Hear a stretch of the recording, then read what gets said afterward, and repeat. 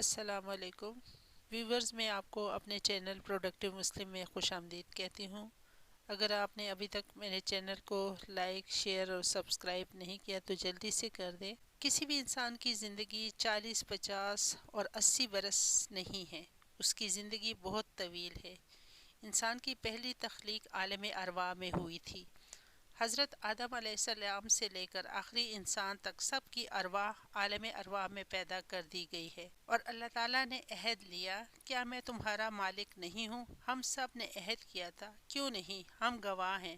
اور یہی ہے وہ مقام جس کے بارے میں جب حضور اکرم صلی اللہ علیہ وآلہ وسلم سے پوچھا گیا، اے اللہ کے رسول، آپ کو نبوت کب ملی؟ تو آپ نے فرمایا، ابھی آدم کا حیولہ یعنی گھاڑا گوند ہی رہا تھا، پانی اور گھاڑے کے درمیان ہی تھے کہ میں اس وقت نبی تھا، کیونکہ حضور صلی اللہ علیہ وسلم کی روح سب سے پہلے پیدا کی گئی۔ انسان کی زندگی کے لیے اللہ تعالیٰ نے 4 عالموں کا تعین فرمایا ہے، یعنی عالم ارواح، عالم دنیا، عالم برزخ، عالم آخرت۔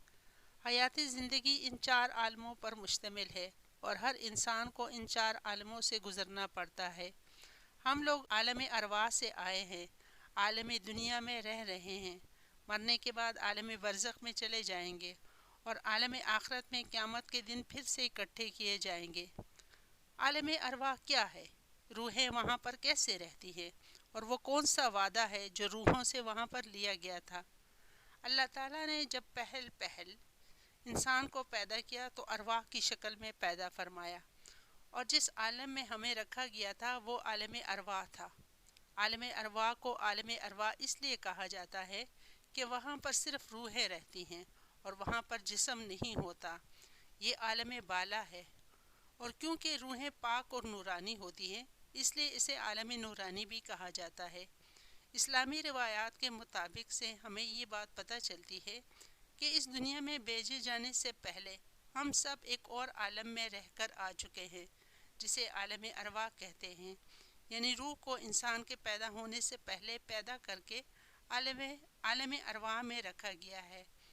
روایت ہے کہ حضور صلی اللہ علیہ وسلم نے فرمایا کہ اللہ تعالیٰ نے روحوں کو انسانوں کے پیدا کرنے سے پہلے 1200 سال یا 2000 سال پہلے پیدا کر دیا تھا۔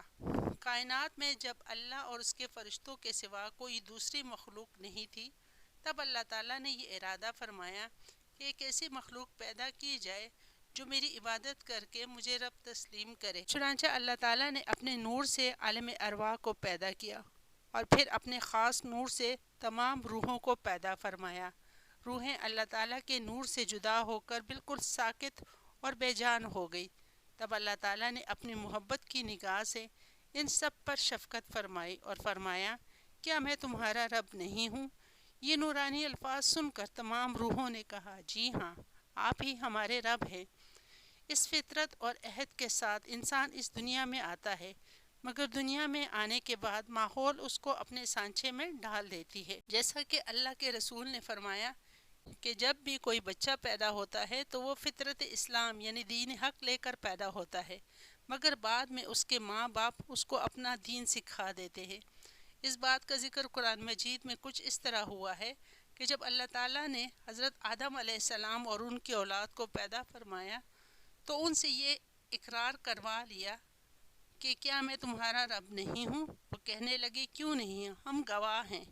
یہ اقرار اس لیے کروایا گیا تاکہ قیامت کے دن تم یہ کہہ نہ سکو کہ ہمیں تو اس کی خبر ہی نہیں۔ اس کے بعد اللہ تعالیٰ نے یہ اعلان کیا کہ اگر تم میں سے کوئی دنیا اور دنیاوی حیثیت چاہے گا تو میں اسے وہ عطا کروں گا، اگر تم میں سے کوئی جنت چاہتا ہے تو میں اسے وہ بھی دوں گا، اور اگر تم میں سے کوئی میری ذات یعنی میری پہچان چاہتا ہے تو میں اسے وہ بھی عطا کروں گا۔ تمام روحوں کو بنانے کے بعد اللہ تعالیٰ نے ان کا سارا ریکارڈ لوح محفوظ میں رکھ کر اپنے پاس محفوظ کر لیا۔ تمام انسانوں کی روحیں عالم ارواح میں رہ کر انتظار کرتی ہیں، پھر روحیں وہاں سے بتدریج دوسرے عالم یعنی عالم دنیا میں بھیجی جاتی ہیں۔ دنیا میں آنے کے بعد چونکہ انسان کی سوچ اور عقل محدود ہے، اس لیے اسے عالم ارواح کی زندگی یاد نہیں، لہٰذا ہم اپنا کیا ہوا وعدہ بھول چکے ہیں۔ اس لیے اللہ تعالیٰ نے انبیاء بھیجنے کا سلسلہ جاری کیا تاکہ وہ ہمیں ہر بار اپنا کیا ہوا عہد یاد دلا سکے اور صحیح راستہ بتا سکے۔ اگر ہم روحوں کے بارے میں بات کریں کہ روح کیا ہے تو اس کا جواب ہمیں کچھ اس طرح سے ملتا ہے کہ روح اللہ تعالیٰ کا ایک راز ہے اور اس کا پورا علم صرف اللہ تعالیٰ کے پاس موجود ہے۔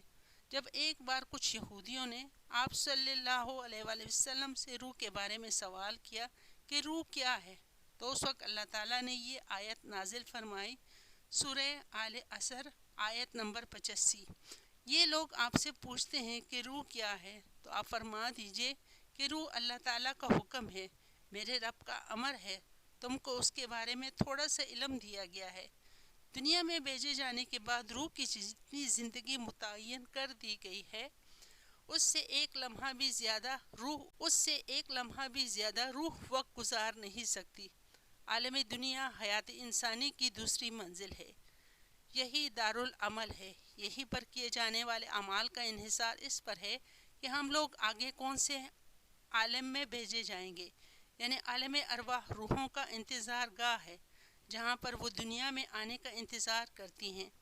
اس کے بعد دنیا میں اپنی زندگی گزارنے کے بعد یہ روحیں عالم برزخ کی طرف چلی جاتی ہیں۔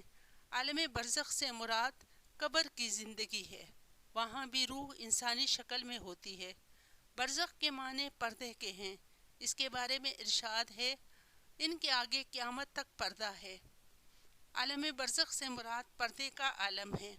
حضور صلی اللہ علیہ وآلہ وسلم نے عالم برزخ کے متعلق فرمایا، قبر یا عالم برزخ یا تو جنت کا ایک باغیچہ ہے یا دوزخ کا ایک گھڑا۔ عالم برزخ میں تمام روحیں قیامت تک کا انتظار کرتی ہیں۔ قیامت کے دن حساب کتاب کے بعد جہنم کے لوگ اللہ تعالیٰ سے یہ فریاد کریں گے کہ اے اللہ، تو نے ہمیں 2 مرتبہ مارا اور 2 مرتبہ زندہ کیا، تو کیا اس سے آگے کوئی اور بھی مرحلہ موجود ہے؟ مگر آخرت آخری مرحلہ ہے اور وہاں پر لوگ ہمیشہ ہمیشہ کی زندگی گزاریں گے۔ سورہ المامون میں 2 موتوں کا ذکر ہے، جس میں ایک تو عالم ارواح میں عہد لینے کے بعد کی ہے اور دوسری دنیا میں اپنی مادی زندگی گزارنے کے بعد کی موت ہے۔ عالم دنیا میں جو روح کو لباس دیا جاتا ہے وہ مادی جسم کی شکل میں ہوتی ہے، یعنی جسم روح کا پنجرہ ہے، روح سے ہی آپ کی زندگی ہے، آپ کی خوشیاں ہیں، آپ کا سکون ہے۔ یہی روح روز اول میں اپنے رب سے ملی تھی اور اسی روح نے اپنے رب کی آواز سنی تھی اور اپنے رب کو دیکھا تھا۔ اسی روح نے عہد کے جواب میں قالوا بلا کہا تھا۔ اس روح کو مرنے کے بعد دوبارہ اپنے اگلے عالم میں بھیج دی جائے گی۔ اس روح کو مرنے کے بعد دوبارہ اپنے اگلے عالم میں بھیج دی جائے گی اور وہاں پر ایک بار پھر اللہ تعالیٰ سے ملے گی۔ روح کی غذا ذکر اللہ ہے، اللہ اللہ کے تکرار سے نور پیدا ہوتا ہے۔ اللہ حافظ۔